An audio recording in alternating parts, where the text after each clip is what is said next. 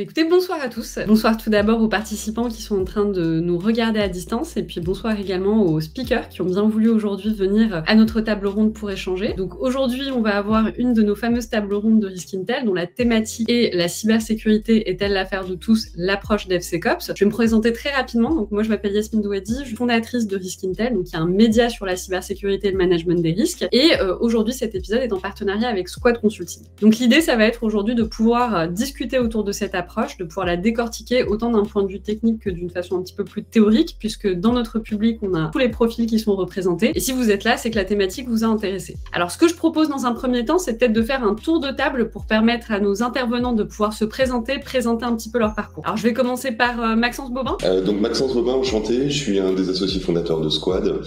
J'ai eu plusieurs vies au sein de Squad. D'abord, à initier l'activité à Toulouse, puis l'activité parisienne. Et aujourd'hui, je suis responsable du business development et de la stratégie. Et on est à l'heure actuelle un peu plus de 750 à l'œuvrer en cybersécurité un peu partout en France et depuis peu en Suisse. Merci beaucoup Maxence. Mathieu Gaillard. Eh bien bonjour à tous, donc Mathieu Gaillard-Midol, je suis consultant chez Squad pour les sujets cloud et DevSecOps, donc ça tombe plutôt bien. Ça fait un peu plus de 12 ans que je travaille dans l'IT maintenant. Merci. Jérôme Témé. Oui, bonsoir à tous. Donc Jérôme Témé, donc je suis un passionné de cybersécurité depuis 1998. J'ai fondé l'ESD Cybersecurity Academy qui propose des formations, des certifications à master. Je suis réserviste opérationnel cyberdéfense pour l'armée de l'air et de l'espace et administrateur au Club Ebios. Merci. Hugues Thébault. Bonjour à tous, je suis Hugues Thébault. Donc, je suis le directeur et fondateur d'une société qui s'appelle eShard.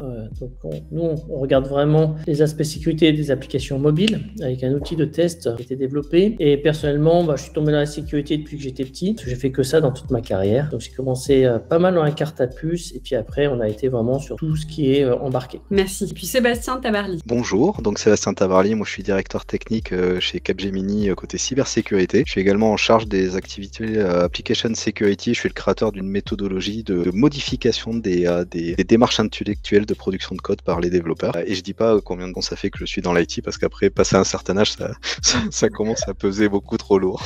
Écoutez, merci à tous de nous avoir rejoints. Donc, comme je le disais au départ, aujourd'hui, on va parler de l'approche DevSecOps et puis surtout de la cybersécurité. Donc, on sait que l'approche DevOps, c'est la contraction entre deux façons de faire l'informatique. Ça va être d'un côté le développement, donc pour la partie dev, et puis l'exploitation, donc pour la partie ops. Donc, ces deux équipes n'agissant pas toujours de concert, elles ne communiquent pas toujours nécessairement, elles vont avoir également des incitations différentes, mais surtout des structures hiérarchiques différentes. L'approche DevSecOps, elle va être l'ajout de la partie sec, donc de la partie sécurité, donc d'une nouvelle équipe, d'une nouvelle approche. Et moi, ma première question, c'était d'essayer de comprendre, vous, avec vos termes à vous, comment vous définissez l'approche DevSecOps, mais surtout, est-ce que vous pouvez nous donner un exemple concret, vraiment, en entreprise, sans nous dire nécessairement l'entreprise en question, mais nous donner un exemple concret où cette approche-là a permis un gain substantiel en termes de productivité et de raccourcissement des délais de développement. Je vais commencer par Maxence Bobin. Merci beaucoup Yasmine. Alors déjà peut-être juste en intro, rappeler le pourquoi de cette approche-là et pourquoi on en est arrivé là aujourd'hui.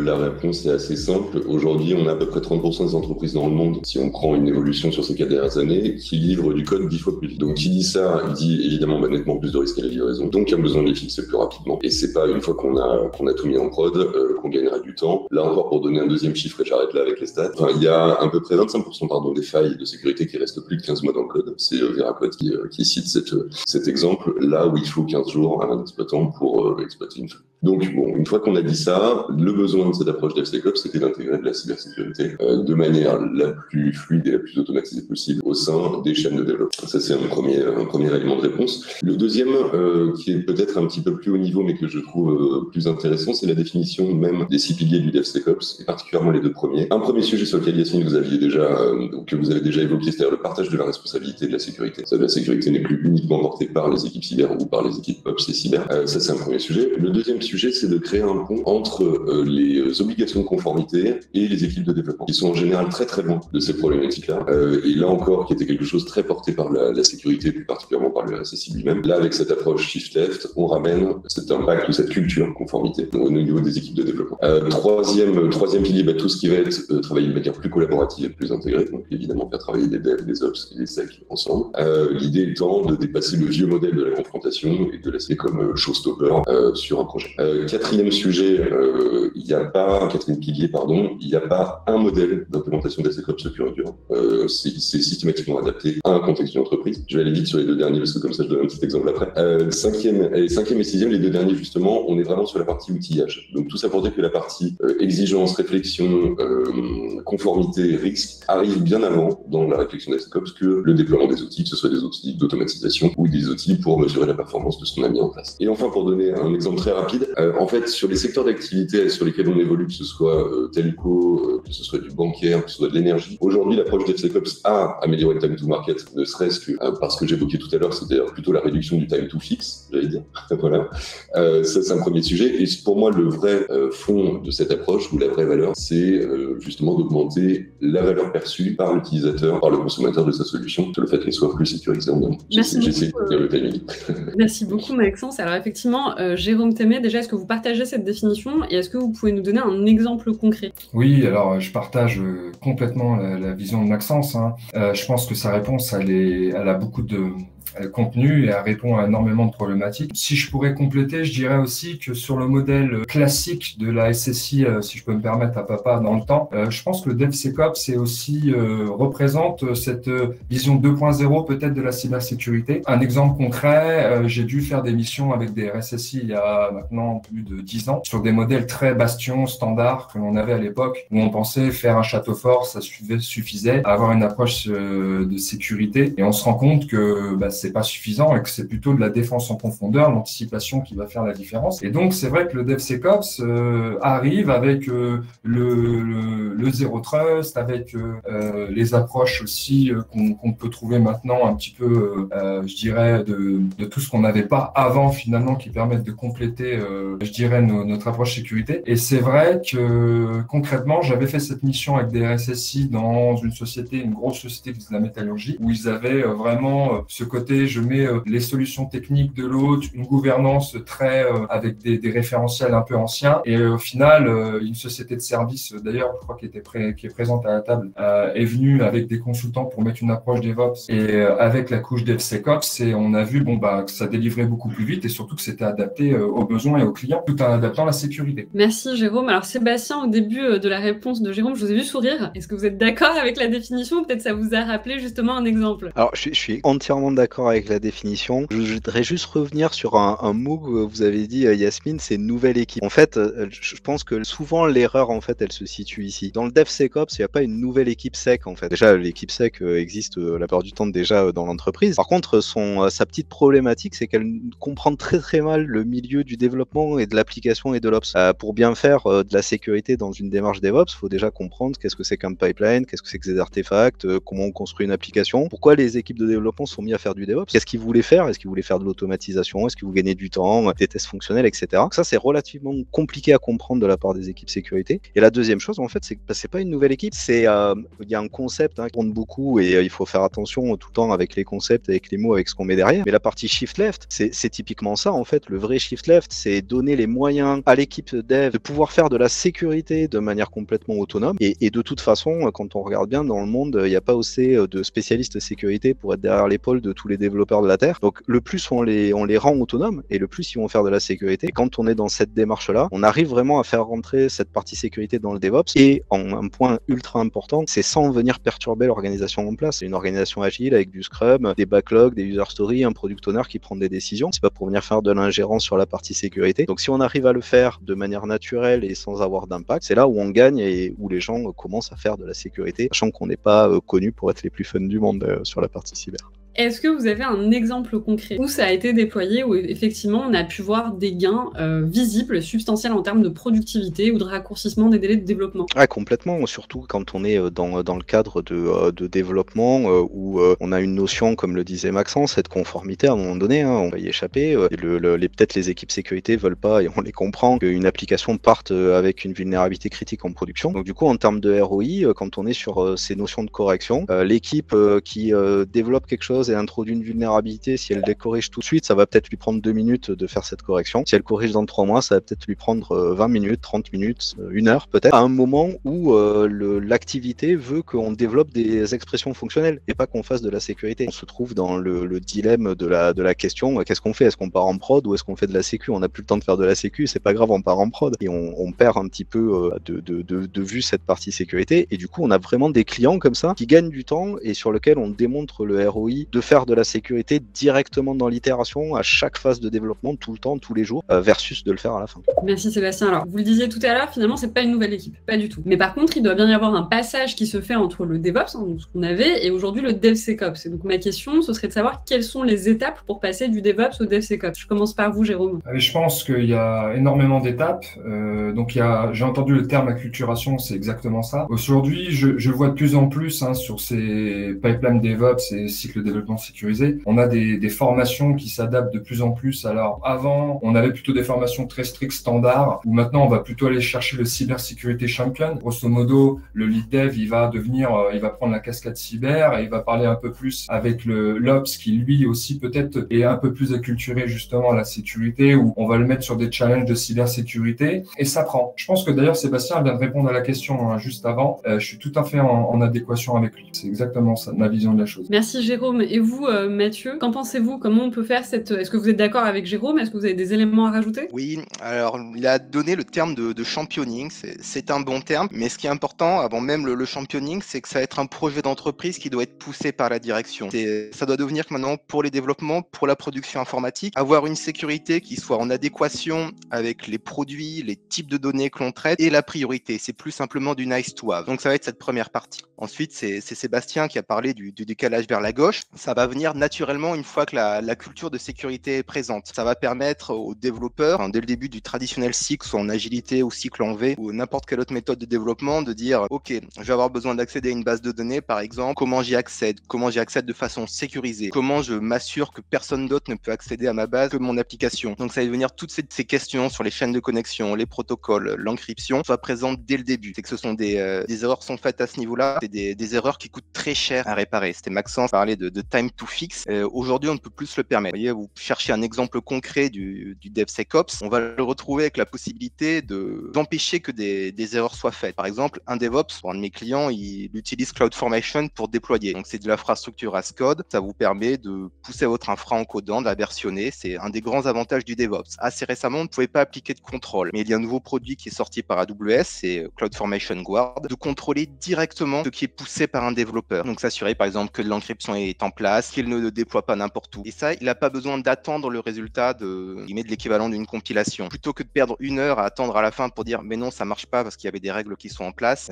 vous pouvez le voir dès le début. Une autre partie aussi intéressante, importante du DevSecOps, ça va être tout ce qui va tourner autour du logging, de la surveillance et surtout du traitement des événements, des incidents. Il va falloir former vos développeurs à qui loguent des choses qui sont importantes, c'est des IP de connexion, produire des logs qui sont lisibles, qui sont exportables dans des outils pour pouvoir être ensuite agrégés ensemble. Il va falloir également des équipes. C'est bien beau d'avoir des terras de données, des terras de data, mais si on n'a personne pour les exploiter derrière, cela sera peu pertinent. Un autre élément aussi important, ça va être adopter une démarche de tout sous forme de code. Souvent, on parle pour les applications, c'est le DevOps qui a lancé cette partie-là, mais on va retrouver aussi le YAC, l'infrastructure as code. Là, on va pouvoir s'appuyer sur des produits comme Terraform, CloudFormation ou Blueprint côté Azure qui vont aider dans cette démarche. Ça va donner une sécurisation, une industrialisation de la production informatique qui va vraiment être un gain pour l'entreprise. En fait, on veut plus que le développeur il code pendant 24 heures, on va plutôt lui donner du temps de réflexion pour qu'il pousse que quelques lignes de code, mais que ces lignes de code soient entre guillemets parfaites ou vraiment à très haute valeur ajoutée. Et un dernier point, il y a justement 2 derniers points, mais ça va commencer à faire long, avoir des automatisations pour les règles de conformité. On peut plus avoir juste un auditeur qui passe tous les 6 mois, tous les 3 mois, pour tous les mois pour dire bon bah toutes les ressources elles ont bien de l'encryption, elles sont bien dans la bonne zone géographique. Ce n'est plus suffisant. Il faut avoir des règles d'automatisation qui peuvent arrêter en temps réel un développeur qui déploie par exemple dans le climat actuel sur un cloud en Russie ou autre, où là, ça ne serait pas cohérent avec la compliance de l'entreprise. Donc voilà, donc c'est toutes ces différentes étapes qui vont pouvoir indiquer la maturité d'une entreprise au niveau du DevSecOps. Donc sa culture, sa capacité à gérer sa supervision, son logging, tout sous forme de code et avoir de l'automatisation dans les règles de conformité. Merci Mathieu. Alors je reprends un peu quelques mots que tout le monde a quelque part mis en avant. Alors Jérôme, Sébastien, vous parliez d'acculturation. Mathieu, vous avez utilisé le mot de formation. Donc je comprends également que dans l'approche DevSecOps, il y a aussi une nécessité quelque part d'adaptation, donc de changer aussi les mentalités et donc de pousser finalement des bonnes pratiques en termes de sensibilisation de cybersécurité. Comment s'opère ce changement? Alors nous, chez Riskintel, on a posé une question auprès de notre public. On a demandé finalement aujourd'hui comment ils s'informaient, comment ils se formaient quelque part également, comment ils faisaient en sorte de monter en compétences et de rester en adéquation avec l'écosystème de la cybersécurité. Puis on a eu des retours. Donc on avait 26% c'est par la formation professionnelle, 34% des articles et des vidéos en ligne, 22% les réseaux sociaux et 18% les conférences et les événements. Et donc moi je me posais la question, comment aujourd'hui vous voyez dans vos métiers respectifs finalement ce passage-là, cette acculturation, cette formation, on peut utiliser plusieurs mots, mais en tout cas vraiment cette adaptation à la cybersécurité, en tout cas cette sensibilisation. Je vais commencer par vous Sébastien. Alors faut bien comprendre que on s'adresse à des populations spécifiques, hein. Les devs, les ops, c'est pas des spécialistes de la cyber. Donc tout à l'heure Mathieu parlait d'une chose qui est très intéressante, tout ce qui est le journaux d'événements, loguer des événements, etc. pour les développeurs. Mais trop loguer en fait, c'est aller vers une vulnérabilité que nous on connaît bien dans la cyber, qui s'appelle le log4j. Le problème c'est que aller expliquer à un développeur ce que c'est le log4j en utilisant des mots de la cyber, aller expliquer à un développeur ce qu'est la SQL injection à travers les âges, vous perdez toutes les gens parce qu'encore une fois ce ne sont pas des spécialistes cyber. En revanche, aller expliquer à un développeur Java que la manière dont il va utiliser les requêtes séparées, donc les prepare statements, pour pouvoir aller faire sa connexion à la base de données, suivant la manière dont il l'utilise, il peut aller ou pas vers un problème de sécurité que nous on appelle la SQL injection. Et tout de suite ça paraît beaucoup plus clair. Et pour faire ça en fait, il faut encore une fois s'adapter à la population et au contexte technologique de la population. On va pas aller raconter des choses sur le langage Python à des gens qui développent en Java. On va pas aller raconter des choses sur la SQL injection à des développeurs qui sont des développeurs front, parce que dans Angular et dans React, et SQL injection ça n'existe pas, c'est traité par le back. Donc cette contextualisation est super importante et la gamification qui va derrière aussi est super importante. Faut que les gens ils s'amusent, hein, et je dis ça de manière très professionnelle et très sérieusement. Faut que les gens ils s'amusent en fait en faisant de la cyber. Et dans ce cadre-là, nous ce qu'on voit qui fonctionne le mieux, hein, c'est pas les PDF, surtout pas les PDF, c'est surtout pas les vidéos de 35 minutes à aller regarder où la personne est complètement passive. Des exercices par exemple qui sont contextualisés, qui sont interactifs, où la personne elle peut aller manipuler des choses. Si c'est un ops, il peut aller faire du scripting en direct et puis il y a quelque chose qui lui dit attention, là dans ce cadre-là il y a quelque chose qui va pas. Si c'est un dev, on va lui faire la même chose avec quelque chose de très interactif. Et cette interactivité-là, de manière continue, elle va apporter cette culture sécurité petit à petit. Elle va rentrer dans la tête de ces interlocuteurs qui, encore une fois, sont des interlocuteurs assez spécifiques puisque, par exemple, ils travaillent en agile et quand on arrive avec des choses, nous, très ultra traditionnalistes, du style de la PSSI déclinée de manière opérationnelle pour la sécurité des applications, c'est en aberration totale avec leur monde où il y a plus de chefs de projet, mais il y a un Scrum Master. On n'est plus dans la gestion des tâches, mais on est dans une gestion un petit peu active avec des user stories, etc. Donc il faut bien s'adapter à cette population-là. Merci beaucoup Sébastien. Maxence, vous en pensez quoi? Alors déjà beaucoup de bien l'intervention de Sébastien à l'instant qui a dit énormément de choses déjà. Peut-être juste pour revenir un tout petit peu sur ce sujet. Alors par rapport à votre question initiale de quelles sources privilégier, je pense que toutes celles que vous avez citées elles sont très bonnes, elles sont très valables. Maintenant, comme le disait si bien Sébastien, c'est pas forcément une démarche qu'un ingénieur en développement aura instinctivement ou nativement. Ceux qui l'ont nativement en général sont plutôt des bons candidats pour être les fameux security champions dont on parlait tout à l'heure et pour venir porter justement cette acculturation-là et pour parler un langage plus proche de ceux justement du reste de son équipe que pourrait l'avoir la sécurité. Ça peut être un premier élément de réponse. Mais l'adaptation et la gamification que citait Sébastien sont pour moi les deux sujets principaux. Et alors pour donner un exemple où on était encore un petit peu plus loin dans ce truc-là, donc déjà effectivement avoir donc le security champion qui fait travailler son équipe de dev sur des ateliers contextualisés comme le disait Sébastien. Et après au-delà, on a commencé à mettre en place des challenges de sécurité inter-équipe de développement où eux se faisaient en fait leur propre espèce de bug bounty interne, mais en mode un petit peu battle et un petit peu gamifié pour pouvoir emmener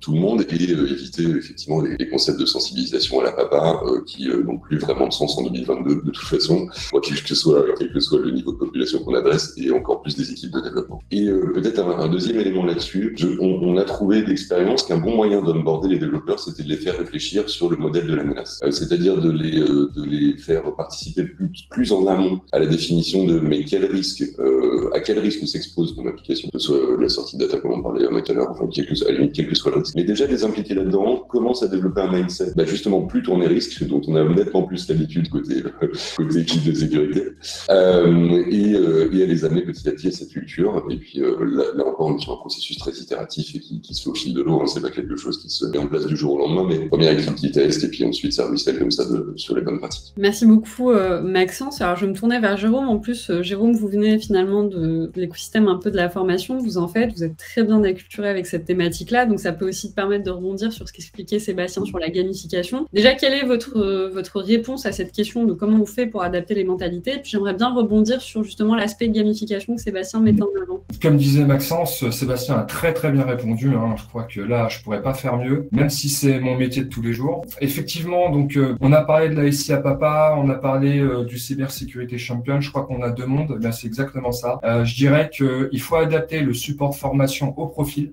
Pour ma part, on forme pas un développeur comme on forme un ops. Il y a quand même des différences qui font que certains accrochent plus à certains types de supports que d'autres. Par exemple, nous, on le voit bien sur nos étudiants, on en a à peu près plus de 500 par an, et on voit tout de suite que les ops ont une appétence à aller faire, par exemple, du bug bounty, du challenge, hein, comme vous le disiez, et les devs ont un peu plus de mal. Et malgré tout, c'est les devs qui prennent le dessus très rapidement quand ils prennent goût. Et c'est ça qui est assez étonnant, c'est qu'en fait, la cybersécurité, ça attire quand même, pas tous les profils, hein, mais quand même pas mal, au côté offensif. Et ce côté offensif, via la gamification, leur permet de, je dirais, aller les pêcher, de les entraîner un petit peu dans cette mouvance de la cybersécurité, et je rebondirai sur ce que disait Maxence, effectivement aussi, en leur faisant comprendre la menace, les enjeux qu'il y a derrière, et ensuite on les emmène doucement sur des formations, alors peut-être un peu plus présentielles, avec un peu plus de tutorat sur le DevSec, en l'occurrence, hein, le développement sécurisé, avec tous les référentiels qui vont derrière, les référentiels adaptés. Si vous prenez effectivement par exemple les normes ISO aujourd'hui, on a la norme ISO 27034 hein, qui permet justement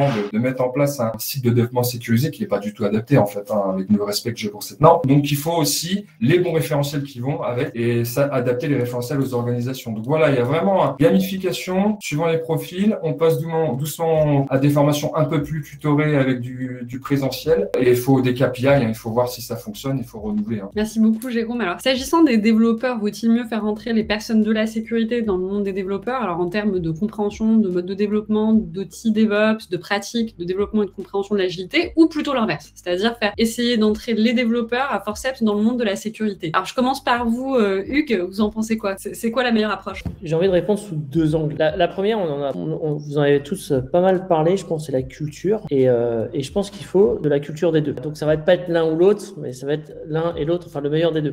J'aime bien donner cet exemple. Alors il est très vrai dans les applications mobiles, vous me direz si c'est dans tous les cas. Par exemple, un expert sécurité va vouloir se dire, est-ce que je peux casser la solution? Est-ce que je peux trouver une vulnérabilité et l'exploiter? Il y a vraiment ce côté, je veux le casser. Alors que un développeur va plutôt avoir la culture de dire, est-ce que je peux vérifier que ce que j'ai fait, c'est bien? Et par exemple, j'ai mis des protections. Cette protection, si je l'enlève, ça veut pas dire qu'il y a une vulnérabilité. C'est vachement bien d'avoir cette protection quand même. Et puis cette protection, c'est une feature logicielle. Et donc, j'ai juste envie de mettre le test qui est en face de cette protection. Et donc, en gros, c'était un peu les notions de conformité. Mais là, on est aussi sur une conformité de code. Est-ce que, en gros, j'ai cette notion de qualité de ma sécurité? Je vais pas forcément répondre à la question, est-ce que un hacker pourrait casser ou pas la solution, mais est-ce que aussi mon code a le bon niveau de qualité, ce que j'ai voulu mettre, est-ce que je l'ai testé? Dans les applications mobiles, pour ne parler que du domaine que je connais, je trouve ça assez effrayant du nombre de personnes qui mettent des protections et qui ne les testent pas. Donc cette culture du développeur doit rentrer dans le DevSecOps pour ce qui concerne la sécurité. Et c'est pas forcément les experts sécurité qui vont apporter cette culture. Eux, ils vont apporter la culture, est-ce que je peux le casser, quoi. Donc culturellement, il faut merger les deux, parce que forcément, le développeur a aussi besoin de la culture de l'expert sécurité, comme le disait Jérôme, et pouvoir l'intégrer dans sa réflexion. Bon. Alors vous allez me dire, j'ai pas répondu à la question, parce que là, on parle des personnes. Je pense qu'en gros, Sébastien a donné la réponse. De toute façon, on n'aura pas assez d'experts sécurité. Même si on voulait, c'est pas les experts sécurité qui doivent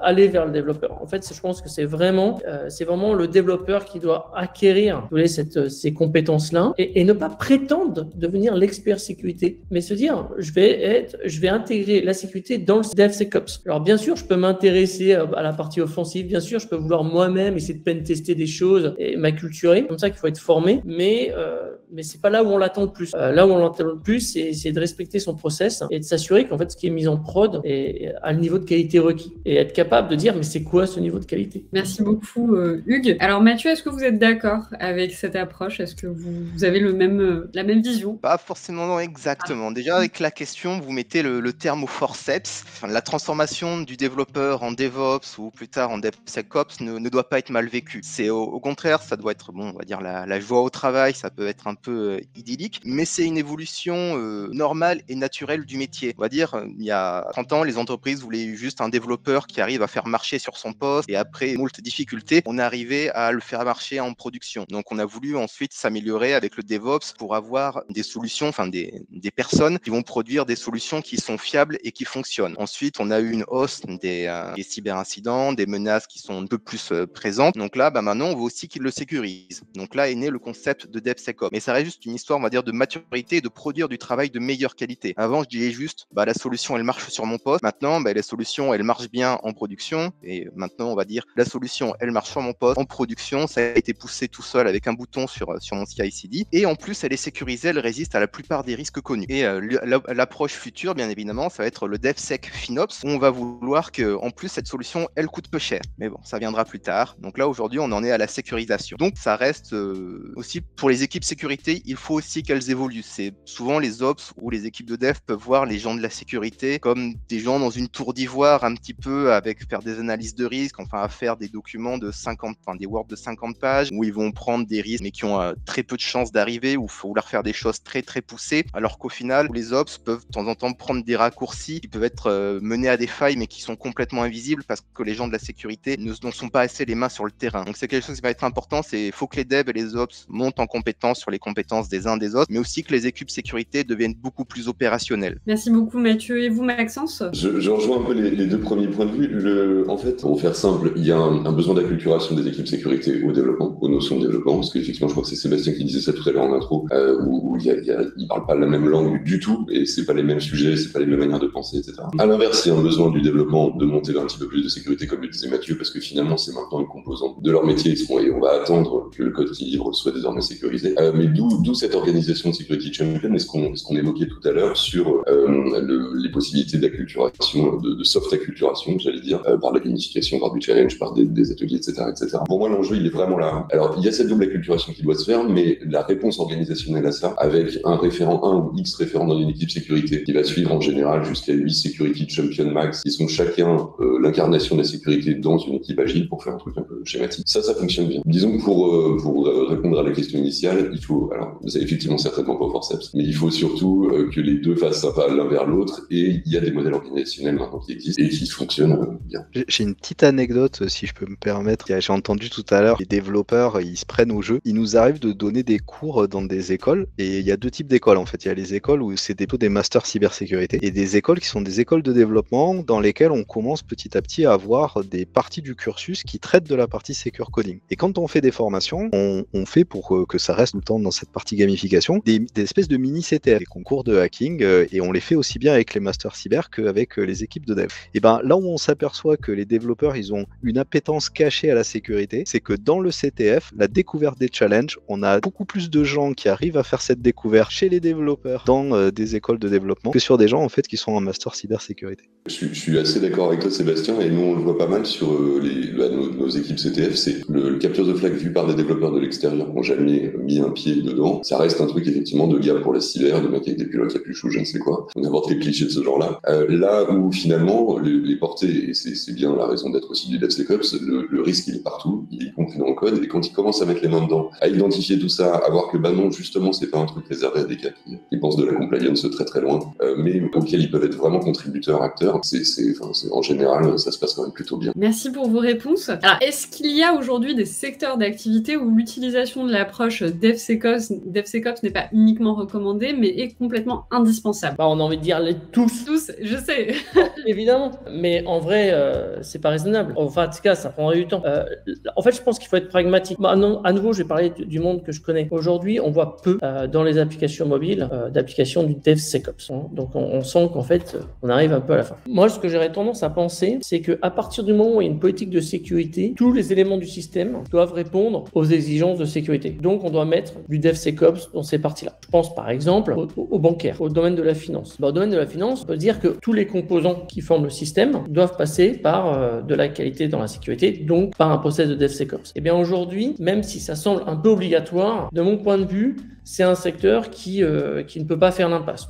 L'avantage, c'est qu'il y a des référentiels de type OWASP qui taguent un peu les secteurs, et donc il y a déjà beaucoup de gens qui ont réfléchi là-dessus et qui disent bon, bah, ce secteur-là devrait obéir à tel niveau de sécurité. Bon, derrière, à partir du moment où il y a un tel niveau de sécurité, il faut se dire bah, il faut que je mette en place un processus de DevSecOps, sinon ça va pas le faire. Donc là, je vais vous donner des exemples, mais moi je vous recommande tous d'aller voir OWASP qui fait super bien le job. Moi, je pense qu'il y a un autre domaine où on peut pas se passer de justement penser à la sécurité sur toutes les composantes, même si certaines paraissent, je sais pas, moins importantes, hein, comme l'application mobile. L'application Amélie, où je vais pouvoir entrer ma carte vitale, est-ce qu'elle peut prétendre ne pas avoir un minimum de qualité dans sa sécurité? Ça me paraît pas envisageable, par exemple. Donc, il faut l'intégrer aussi. On voit des énormes enjeux dans la e-santé. Il y a des usages dans lesquels, cette fois, c'est la sécurité du patient. Et pourtant, le système fait que il peut être compromis, même si certains scénarios d'attaque sont un peu extrêmes. Donc, la e-santé. Et on voit aussi le transport. Mais le transport, pour moi, c'est une sorte de finance parce que c'est là où on achète aussi des tickets, etc. Enfin, c'est très financier, tout ça. Mais c'est aussi un des secteurs cibles qu'on a identifiés. Ce que je viens de dire, c'est pas du tout exhaustif.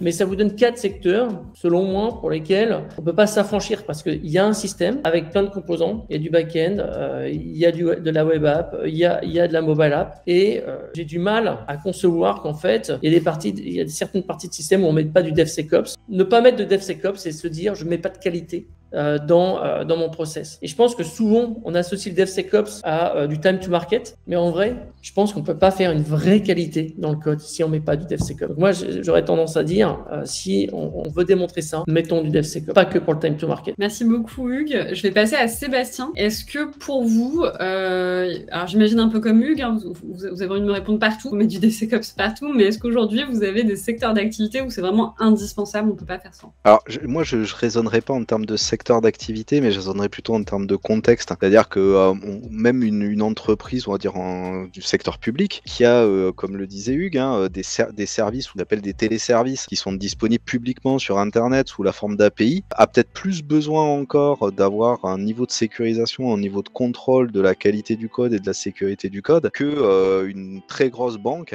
qui a une application qui est perdue au fin fond du LAN et qui n'est pas en exposition externe. Donc ce qu'il faut regarder avant tout, c'est ça rejoint un petit peu le risque, et puis on a beaucoup parlé aussi de la partie conformité, etc. Il faut regarder où est-ce qu'on se situe en termes de contexte et disposer la bonne sécurité au bon endroit. Et puis on oublie aussi quelque chose, c'est que le niveau de maturité qui est associé à la partie de DevOps qui est à observer aussi. On se retrouve chez certains clients où le DevOps se limite à avoir un outil de collaboration de code type Azure DevOps, GitLab, peu importe, pour pouvoir collaborer sur le code et le stocker à un endroit unique. Mais pas beaucoup en fait de stratégies associées à la gestion des branches, par exemple, le fait de taguer des applications, le fait de travailler sur des branches de dev ou des branches de prod, etc. Et encore moins d'automatisation avec un système de pipeline. Quand on en est là, ce qui est pas du tout péjoratif, hein, mais ce niveau de maturité sur la partie DevOps ralentit l'intégration de la partie sécurité dedans, parce que quand on va en venir à la partie automatisation, scénarisation, inclusion d'outils pour faire du test de sécurité automatisé, on va se confronter à la partie maturité DevOps qui est pas suffisante, ce qui veut pas dire qu'ils peuvent pas y arriver, mais c'est souvent pas exactement le moment pour commencer à venir intégrer la partie sécurité dedans.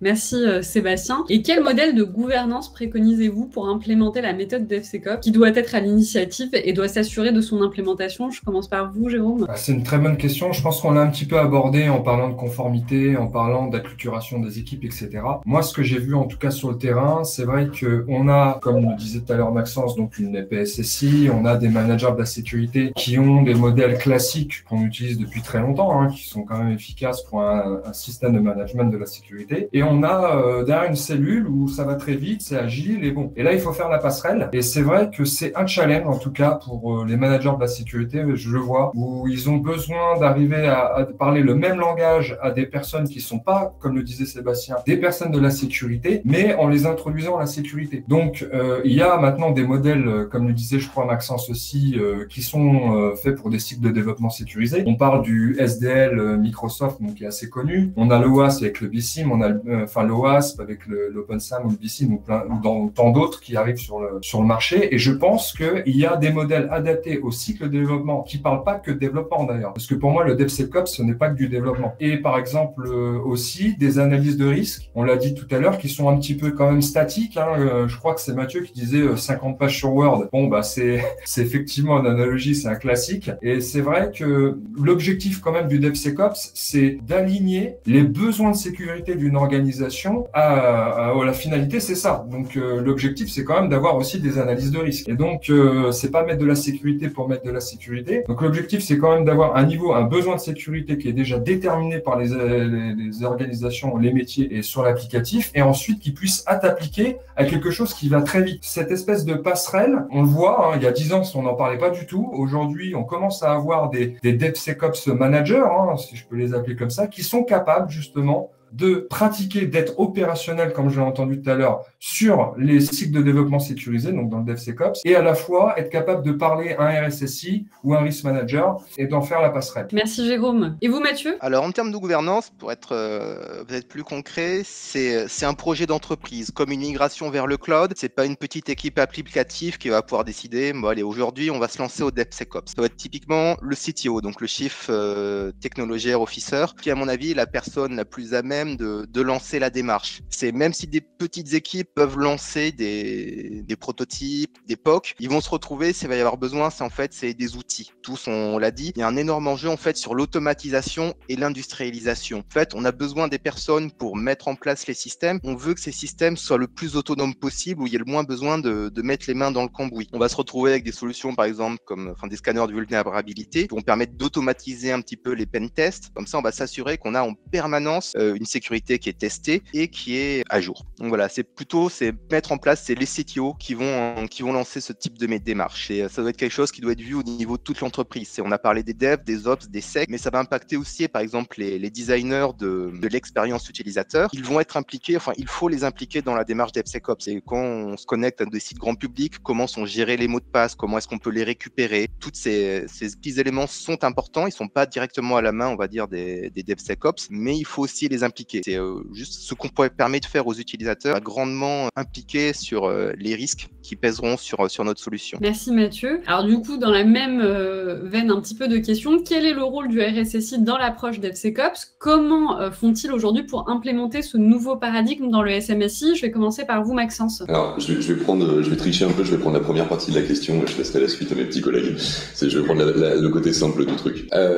Simple, avec beaucoup de guillemets. En fait, c'est l'implémentation de la démarche DevSecOps ou l'accompagnement de cette démarche-là induit un vrai changement dans le rôle du RSSI, en tout cas dans la posture qu'il doit avoir, et qui pour moi peut être vu sur trois aspects. Le premier, on en a déjà largement parlé, c'est cette logique de partage, d'animation, de faire travailler les équipes en partenariat notamment avec le CTO. Il y a beaucoup de choses à travailler autour de ça, et là c'est un vrai changement de culture, et je suis pas certain déjà que toutes les organisations sécu, en tout cas certaines avec lesquelles on travaille, soient prêtes à faire ce step. Donc si c'est pas le RSSI directement, que ce soit en tout cas quelqu'un de son équipe, que lui suive le drive et qu'il impulse ce mouvement-là. Ça c'est le premier aspect. Le deuxième, on l'a déjà un petit peu dit aussi, mais un peu plus de souplesse, c'est-à-dire de ne pas vouloir être dogmatique dans l'approche de la mise en place de toute cette méthode-là, mais plutôt de donner un grand cadre, et puis ensuite de suivre ça petit à petit à travers les relais qu'on évoquait tout à l'heure sur l'organisation. Et enfin, le dernier sujet, et que Mathieu re-soulignait à raison, c'est un projet d'entreprise. C'est pas un truc qui se décide entre technophiles, j'allais dire. Alors oui, ça peut être testé, disons, dans un premier temps à petite échelle avant d'être déployé au niveau de l'entreprise, ça c'est une certitude. Mais par contre, il y a besoin d'un soutien du team management pour impulser ce genre de réorganisation ou de changement de mentalité. La bonne nouvelle, c'est que le DevSecOps ramène quand même pas mal de KPI, qui a accéléré beaucoup de choses, et je repense à la conformité en disant ça, parce que sur les compliance légales, il y a énormément de trucs que ça simplifie. Donc, c'est vendable, entre guillemets, à un COMEX. Maintenant, voilà, il faut être conscient de ces trois sujets. Pour moi, l'évolution du rôle du RSSI, elle est plutôt là. Merci Maxence. Alors Mathieu, du coup, vous avez la deuxième partie de la question, celle qui a été laissée par Maxence. C'est pour moi, Mathieu. Donc, le RSI, oui, il doit être impliqué. Déjà, ça peut pas se faire sans lui. C'est pas forcément lui qui va donner l'impulsion, mais il doit être, entre guillemets, garant du sérieux. Je crois que c'est eux qui parlaient de c'est bien beau de mettre en place des sécurités, mais comment on les teste? tests ou comment on s'assure qu'on fait des choses qui sont pertinentes et cohérentes, et c'est le RSSI qui va en être garant. Donc pour s'intégrer dans le SMSI, il va y avoir plusieurs méthodes, de toute façon il y a énormément d'outils. Ça peut être d'abord la fameuse analyse de risque, parler du modèle de 50 pages, mais ça va être de pouvoir soit les automatiser, par exemple en s'appuyant sur des outils qui vont faire l'analyse de code et qui vont pouvoir sortir, mais vous êtes susceptible, vous pouvez tomber dans telle ou telle faille, typiquement l'injection SQL, les problématiques Log4j ou autres, qui vont pouvoir le faire remonter automatiquement. On n'a plus besoin de quelqu'un qui va analyser le code ligne à ligne. Toujours dans cette démarche d'automatisation, d'industrialisation, on a des outils qui sont là pour nous aider et nous faciliter le travail. Donc le RSSI, ça va être de s'assurer que ces outils sont en place et les mettre en place si nécessaire, qu'ils sont utilisés de façon correcte. Et c'est quelque chose qui est très important. On peut voir, notamment dans les grandes entreprises, allez, on s'est fait plaisir, on a pris les licences, c'est le plus beau produit que le vendeur nous a indiqué, et on l'a installé et on s'en est jamais servi. C'était trop compliqué, les équipes en avaient pas envie. Le RSSI doit battre la mesure pour s'assurer qu'on est je vais pas dire au top du top parce que c'est pas l'objectif, c'est au niveau adéquat en fonction de la sensibilité de nos données, des produits qu'on traite, pour avoir le niveau de sécurité qui soit conforme, qui soit le minimum syndical. C'est le MVP, le minimum du produit viable. C'est la sécurité, c'est très bien, on peut en faire pendant des heures et des heures, mais au bout d'un moment, il faut pousser nos produits sur le marché. C'est ce qui est attendu typiquement par nos COMEX, par nos utilisateurs. Merci beaucoup Mathieu. Et du coup, Sébastien, pour vous, quel est le rôle du RSSI dans l'approche des DevSecOps et comment aujourd'hui on peut faire pour implémenter ce nouveau paradigme dans le SMSI? Alors moi je suis entièrement d'accord avec à la fois Maxence et Mathieu. Maxence sur la partie RSSI, et Mathieu sur la partie CTO. Le CTO en fait il a un intérêt sur la partie technique à aller épauler le RSSI. Quand on voit par exemple la faille Log4Shell, qui a touché le paquet Log4j. Un RSSI, faut se mettre à sa place. Bon, déjà, il a tout le SI sous sa coupe, mais c'est compliqué pour lui de comprendre le concept de dépendance transitive. Dépendance transitive, c'est une dépendance qui n'est pas importée par le développeur, c'est-à-dire le développeur n'est pas venu importer Log4j tout seul. Il a importé un paquet, une dépendance, qui elle-même contenait une autre dépendance, et cette autre dépendance, mais pas de bol, c'était Log4j. Et pour comprendre ça, c'est assez complexe pour un RSSI. Donc du coup, si jamais ce concept-là ou ces concepts-là sont mal appréhendés, c'est compliqué après de faire le suivi et de prendre entre guillemets les bonnes décisions. Donc il doit s'appuyer sur des interlocuteurs techniques. Les interlocuteurs techniques, ça peut être par exemple des security champions intégrés ou importés comme on veut dans l'équipe du RSSI. La partie CTO aussi qui va suivre toute cette partie technique et qui va permettre au RSSI de réfléchir lui en termes de risque sur la base d'éléments techniques qui parfois où il va avoir du mal à les appréhender. Et là on parle que de la partie sécurité, nous dans le cadre de cette table ronde, mais il lui faut aussi engranger la partie DevOps tout court, c'est-à-dire comment ça se passe en fait, l'organisation de DevOps, l'organisation agile, et c'est quoi les impacts qu'il peut y avoir sur toute la partie risque par rapport à son activité. Merci beaucoup Sébastien. Donc on arrive à la dernière question de cette table ronde. Lors de l'événement GitLab 2021, certains experts ont plaidé pour que les régulateurs interviennent dans la codification des bonnes pratiques DevSecOps. Ils ont notamment, et là ça revient un petit peu à ce qu'on se disait au départ, souligner le fait que les développeurs laissaient encore, donc ils appelaient ça des secrets, donc notamment des mots de passe dans les codes sources. Et donc, il y avait aujourd'hui vraiment un besoin de changement global qui devait s'opérer par la codification des meilleures pratiques spécifiques à l'approche du DevSecOps. Donc, ça exige justement une nouvelle approche, un nouvel paradigme. Comment on peut faire ça? Est-ce qu'on doit les rendre obligatoires pour en faire un critère de compliance? Je vais commencer par vous, Hugues.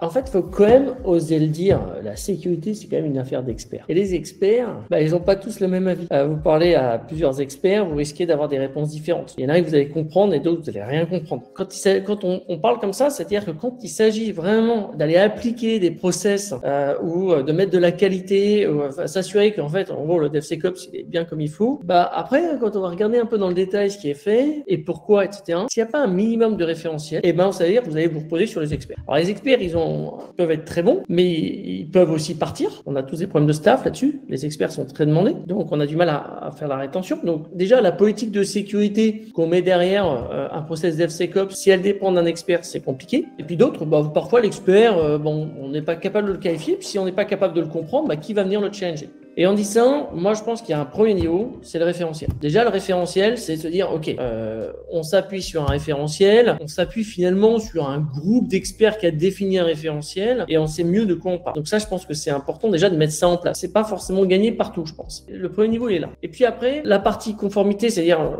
avoir des organismes de régulation qui obligent. Parfois, ça peut être intéressant parce que s'il n'y a pas ça, il y en a certaines entreprises, des decision makers qui vont dire mais allez, on passe quoi. C'est bon, est-ce qu'on peut se passer de ça? Oui. Moi, j'aime bien donner l'analogie. C'est un peu comme je suis au bord de la rivière, ça fait longtemps que il n'y a pas une inondation, je vois pas pourquoi je mettrais en place des digues, ça m'embête quoi. Donc le risque il est là. Par contre, s'il y a une régulation qui oblige, on le fait, c'est obligatoire. Voilà. Par contre, faut pas oublier l'aspect contraignant. Donc il faut que tout le monde, il faut que l'organisme de régulation s'adresse à tout le monde de façon équitable, parce que sinon ça fait des grosses distorsions quand même. Donc il faut quand même user de cet outil qui est la régulation de façon juste et bien comprendre l'écosystème et les impacts que ça peut avoir dessus. Donc pour faire court, d'abord un référentiel et ensuite s'il faut la régulation. Merci Hugues. Et vous, Sébastien, est-ce que vous pensez qu'aujourd'hui on doit codifier les bonnes pratiques en DevSecOps? Est-ce qu'on doit le rendre obligatoire? Franchement, je sais pas si j'ai la réponse. Moi, je suis plutôt d'avis de mettre en place des facilitateurs et de réduire la charge mentale qu'on va associer aux équipes dev et aux équipes ops. Par exemple, quand GitLab parle de la partie attention, pas de secret et pas de clé API et pas de mots de passe, etc.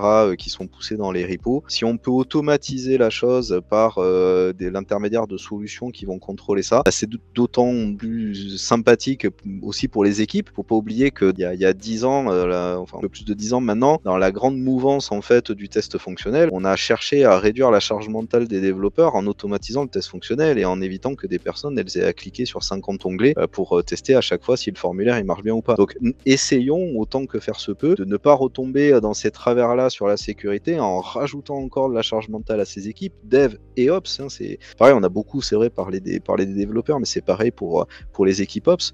Et de faire en sorte en fait plus de les aider que de les contraindre. Juste pour la petite anecdote, il y a un tout petit peu moins de ce qu'on voit à travers les clients chez qui on intervient, un tout petit peu moins de 5% des clients qui, quand ils ont intégré le test de sécurité dans les pipelines, assument le fait de le mettre en bloquant, c'est-à-dire de dire on bloque le pipeline si jamais en fait il y a une vulnérabilité critique, on empêche l'application de se fabriquer. Attention à cette notion en fait de frustration. On a suffisamment de mal entre guillemets à se mettre dans une posture, on arrive à pousser la sécurité auprès de ces équipes-là où c'est pas natif. Essayons encore une fois de pas rentrer dans un mécanisme de frustration et de surcharge mentale et restons suffisamment légers et agiles. C'est la grande mode, Maxence disait, on développe 10, 15, 20 fois plus vite maintenant. Essayons de pas faire en sorte de diviser par deux ces progrès-là qui ont été faits sur la rapidité de développement par l'intégration de la partie sécurité. Merci beaucoup Sébastien. Et puis le dernier intervenant pour la dernière question de cette table, Mathieu, qu'est-ce que vous en pensez? Est-ce que vous êtes d'accord avec les deux interventions qu'on a pu avoir de Hugues et de Sébastien sur la nécessité de codifier les bonnes pratiques DevSecOps? Alors, au-delà des pratiques DevSecOps, le DevSecOps, ça va rester une méthodologie de travail. Les entreprises, elles font du DevSecOps parce qu'elles veulent des applications, des outils stratégiques qui soient plus rapides à déployer et aussi qui soient sécurisés pour les mettre à l'abri du risque cyber. Donc là, pour ça, on a déjà beaucoup de référentiels de sécurité pour les applis web. Il y a l'OWASP qui était discuté. Pour des parties plus ops, on va retrouver l'ANSSI, donc l'Agence nationale de sécurité des systèmes d'information, qui fait un boulot fabuleux. Ils font énormément de guides sur la plupart des technologies. En général, ils sont quand même assez pointus, mais ça vous permet vraiment, si vous cherchez la sécurité, vous trouverez à coup sûr la solution à votre problème là-dedans. Le CIS, donc le Centre pour l'Internet Security, aussi une énorme source d'informations pour la sécurisation des systèmes. Et aussi, on va trouver des normes contraignantes. Par exemple, si vous êtes dans le secteur des cartes bancaires, soit pour les sites d'e-commerce, on va trouver la PCI DSS qui va, à vrai dire, j'ai jamais creusé qu'est-ce qui se passait si on respectait pas la PCI DSS, si on était retiré l'agrément Visa ou CTB. Mais à chaque fois que j'ai travaillé soit dans le bancaire, soit sur du retail, on applique la norme et on se pose pas la question du bien fondé. Mais ces normes sont présentes. C'est, pour rappel, le régulateur, on a eu l'exemple de la GDPR il y a maintenant 4 ans. C'était vraiment quelque chose, ça partait d'un très bon état d'esprit. C'était quelque chose qui était nécessaire. Mais aujourd'hui, je sais pas pour vous, mais quand mes parents naviguent sur le net, pour eux, c'est affreux. Il n'y avait pas suffisamment d'implémentation technique ou d'encadrement qui était donné aux entreprises et au final, elles n'ont pas joué le jeu. Mais je pense pas que la GDPR, même si elle avait, comme on disait, vraiment, il faut réguler l'usage des cookies, l'usage de données privées. C'était vraiment une très bonne démarche, mais pour moi, elle a été mal implémentée, ou plutôt, elle a laissé trop de liberté aux entreprises qui ont fait de l'abus. Faire rentrer les régulateurs sur ce terrain, ça peut être très dangereux et il n'est pas forcément mûr pour la gestion ou pour les questions de nouvelles technologies. Là, peut-être juste pour répondre, si j'ai vu une question d'un utilisateur qui se demandait comment vérifier si son prestataire, entre guillemets, lui livre une application sécurisée by design. Malheureusement, c'est quelque chose, soit il va devoir prendre une prestation chez un prestataire indépendant pour le contrôler, soit il faut qu'il ait en interne ses équipes pour l'aider sur cette partie. Entre guillemets, son approche DevSecOps, il va pouvoir demander peut-être des indicateurs. C'est typiquement les scans de sécurité qui ont été faits et est-ce que les résultats ont été probants ou pas. L'exemple dont parlait Sébastien est vraiment extrêmement parlant, mais c'est très dur de s'assurer de la sécurité. Aussi, il y a une question qui a peut-être disparu de la table ronde, c'est est-ce qu'on doit s'appuyer sur des prestataires? Je suis prestataire, je vais peut-être scier la branche où je suis, mais la démarche DevSecOps, l'entreprise doit se l'approprier. Donc, elle devra s'appuyer sur des prestataires pour avoir de l'expertise qu'elle n'a pas en interne, mais elle doit être portée par des gens en interne. C'est primordial. C'est le prestataire, il va rester 3 mois, 6 mois, peut-être plus, mais il va partir un jour. Alors que logiquement, la ressource interne, elle est censée rester plus longtemps et s'assurer de la pérennité de la démarche. Merci beaucoup Mathieu. Alors effectivement, donc on arrive à la fin de cette table ronde et Mathieu a pris les devants sur les questions-réponses. Donc on va passer aux questions. Donc du coup, on en a une première qui a été posée par Chris Cerf qui demande: peut-on appliquer la méthode DevSecOps au RPA sur l'analyse cyber et sûreté de fonctionnement des SI? Est-ce que parmi vous, il y en a qui ont la réponse? A priori, rien ne s'y oppose. Alors peut-être justement élaborer autour.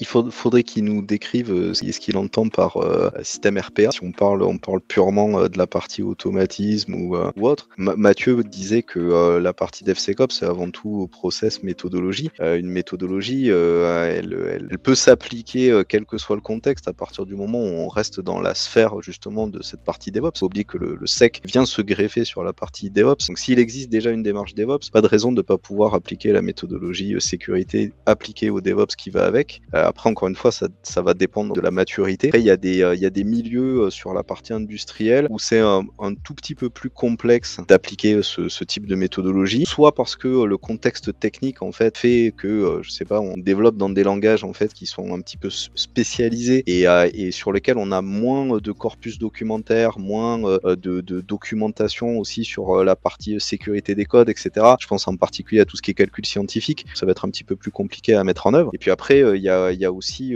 des difficultés qui peuvent être liées à la population, sans que ce soit péjoratif aucunement, hein, mais on a plus de mal à venir avec une démarche DevSecOps sur des populations qui sont des développeurs depuis de nombreuses années, ont pris beaucoup l'habitude d'un développement en pur cycle en V, sans contrôle, ni pendant, ni avant, mais plutôt en fin de chaîne. Et c'est compliqué parfois, la sécurité est parfois compliqué de faire rentrer dans les mœurs, c'est encore plus compliqué quand on la veut de manière itérative pour arriver justement toujours au plus près de la création de code et de la création de la vulnérabilité pour gagner du temps sur la correction.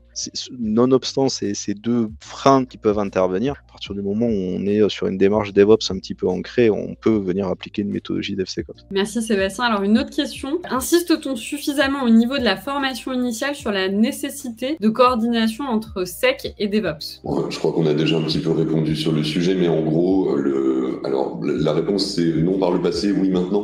Voilà, quelque chose comme ça, c'est pas mal. Il y a de plus en plus de formations, mais c'est un petit peu ce qu'on disait tout à l'heure avec Sébastien aussi, c'est-à-dire que dans des formations de dev, quand on vient parler de sécurité, la corrélation se fait assez naturellement. Dans des masters cybersécurité, il y a de plus en plus de modules ou de sides sur du dev ou de l'ops, voire les deux. Donc oui, j'imagine en tout cas que ça évolue. Ce sera jamais suffisamment, ou en tout cas il va falloir attendre encore quelques années. Mais oui, on commence à en parler de plus en plus. Et peut-être que Jérôme même sur ce sujet-là a un point de vue plus éclairé que le mien. Non, je partage le vôtre, Maxence, c'est tout à fait ça. Notre master, il date de 2015, en 2022, et on voit tout de suite la différence. On avait des IT, d'ailleurs même les IT, les devs, les ops, qui parlaient pas du tout GitLab, cycle de développement. Voilà, maintenant on est passé dans un nouveau monde, et on voit que la roue tourne. Ça y est, elle commence, on a déjà fait une première, deuxième, peut-être itération, quoi. Ça s'améliore beaucoup. Merci beaucoup. Alors on arrive à la fin de cette table ronde. Merci aux intervenants de nous avoir éclairés, d'avoir répondu à l'ensemble des questions. Merci également aux participants de nous avoir suivis. Vous étiez près de 200 quand même pendant 1h10, donc c'est pas mal. À nous avoir suivis et puis à nous envoyer des petits messages aussi sur LinkedIn, donc merci. Vous aurez le replay qui sera disponible dès la semaine prochaine pour ceux qui veulent la revoir. Et puis voilà, c'était un épisode cette fois-ci qui était en partenariat avec Squad. Merci pour l'organisation et merci à tout le monde en tout cas. J'ai hâte de vous revoir et de revoir certains des participants à la prochaine table ronde qui aura lieu le 21 juin. Cette fois-ci, on parlera plutôt de la thématique gestion de crise. Merci beaucoup. Merci à tous. Merci, bonne soirée à tous. Merci. Au revoir.